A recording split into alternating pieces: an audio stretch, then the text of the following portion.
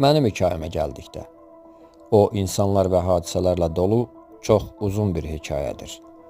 Bu hekayə öz ideallarını qatı narkotik dumanları arasında itirən bir inqilabçının, öz prinsiplərini cinayət aləmində əldən verən bir filosofun, eləcə də xüsusi rejimli həbsxanada ruhundan olan bir şairin həyat hekayəsidir.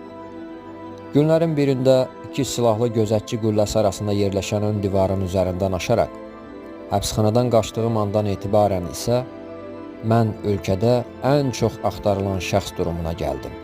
Ancaq bəxtim gətirdi və uğur məni dünyanı dolaşdıraraq Hindistana, Bombey mafiyasının sıralarına atdı.